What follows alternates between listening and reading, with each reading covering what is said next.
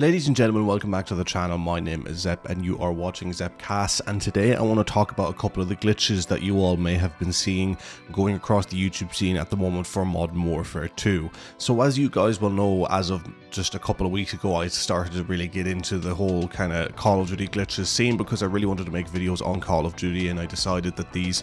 would be the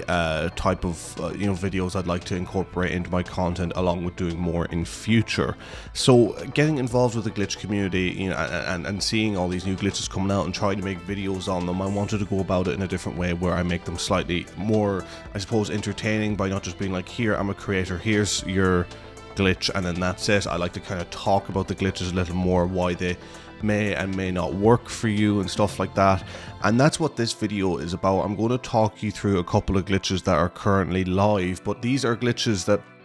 everyone is recommending in the YouTube kind of glitch scene at the moment for Modern Warfare 2, but I'm going to be telling you why that they are glitches that aren't really as good and not glitches that are really worth doing. And I know one or two of the more popular fellas out there have touched on why you really shouldn't be doing these glitches, even though while they've been showing you, and I'm going to do something kind of similar but go more into depth as to why they are super risky to do. As of the time of recording this, they are all still live. Some may be patched slightly, some may be changed, but ultimately they're ones where they're not worth to do for more serious reasons, or sometimes they're just not worth it in terms of how you can get XP grinding in the game. So there is going to be footage of, hopefully that's overlay and editing, there is going to be footage of these glitches being done, or at least, gameplay footage, but I'm sure you guys who know glitches have heard about these ones before, and I would just urge you to kind of stick on board with this video while I discuss this, because what I'm about to say with these glitches is quite important. So the first glitch I want to talk about is one that is kind of one of the older glitches in terms of this game, and what was previously one of the most successful glitches, and is something that has been at least partially unpatched, but we don't exactly know why, and that comes to the buying plates out of the buy station. It used to be, I believe, 40 XP for your weapon and your person per buy of a plate, and it went down, I think, to 5 XP, but I think they have since unpatched it and given you a little more XP, or either it went to no XP and it's gone back up to 5 XP. Either way, people are starting to do that again to get some XP on their person and on their weapon, and this is one of the first ones that I'm going to recommend to you not to do, but not necessarily not to do as in don't do it at all. If you can incorporate it into how your game rolls, then yes, you should do it, but it isn't something that you should be looking to get straight into a game and do, and I will explain why. Ultimately, in Warzone nowadays, unless you are running an absolutely terrible weapon and you have no other way to rank it up, then you don't really want to be doing this method. Again, there's a video on my channel actually about how to get into easy lobbies and to avoid skill-based matchmaking. It's a video or two before this one that's out on my YouTube channel, and if you have a terrible weapon and you're looking to level up the weapon XP on it, take a look at that method, because it's a method that you can do in multiplayer. Now, I know people like to do this stuff in Warzone because it's free, but if you have multiplayer, definitely it is worth looking at doing that, because that is still relevant and possible. But in terms of doing this method for Warzone, the problem with it is that if you're in a game and you've maybe just a decent weapon you want to rank up, you keep it in your hand, you get a couple of kills, you loot things, you do a couple of challenges, your safe crackers, whatever, as you would do normally in Warzone, and you make it to the last 10, last 15, you're leaving that game with 25 to 40,000 XP anyway, never mind if you have a double weapon XP or double XP token on. So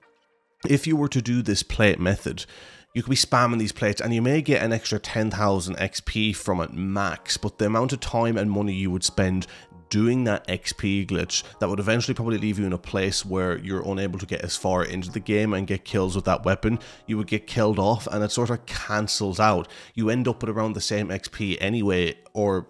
potentially slightly less. The only reason why you should do this plate one is if you're willing to,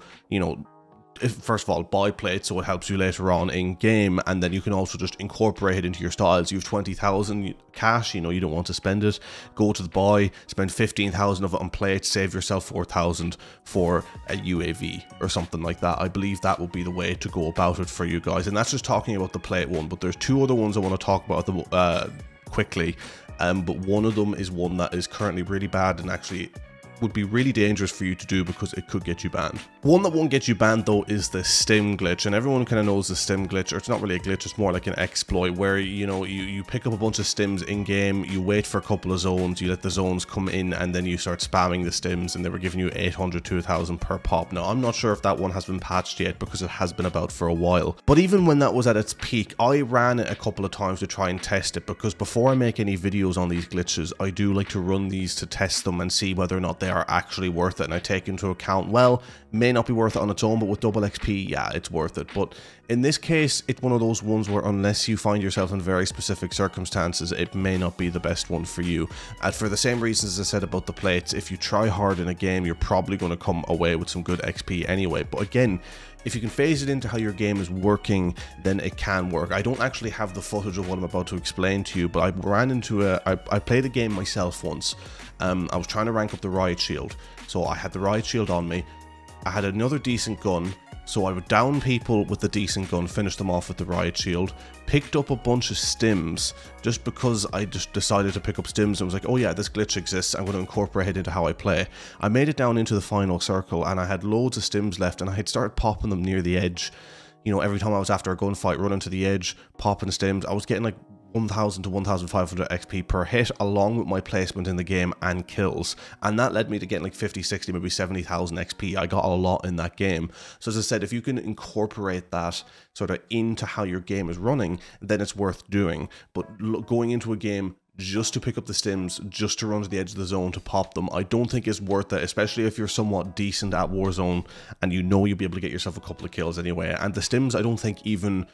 as far as I'm aware at least, don't even count towards your weapon XP, so it's not like you'd be going in and doing it with a poor weapon, it's just for account XP. So that's why I wouldn't do that one. And before this video ends, I'm going to talk to you about one more, and this is the big one, folks. So as of recording this video, it is currently still live, and that is the glitch where if you pull out your revive pistol and I believe dolphin dive into water, I think that's the steps anyway, if I remember correctly,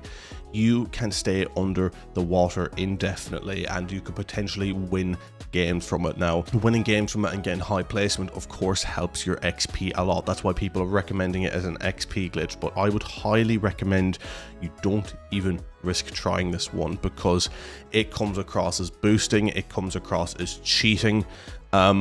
Could you imagine, say for example, people start dying in the end of a Warzone lobby and they start spectating players and they see you infinitely holding your breath underwater, you're getting spam reported for cheating instantly. And I mean, technically it is cheating, because the other glitches you are just exploiting faults in order to boost XP, and it doesn't harbor other players' experience in trying to win a game. But if you're doing something like this, on a Warzone mode where people are trying to win and you can hide underwater indefinitely, do something game breaking, then that is something that is ruining the experience for other players, and that will get you banned. If someone looks into that and they see that you're doing this, regardless of whether the glitch is Activision's fault or not, you will be seen as cheating and exploiting to an extent that is just too much to get away with, and there's a very good chance you could get banned or shadow banned. And take it from someone who's been shadow banned before for just using a VPN.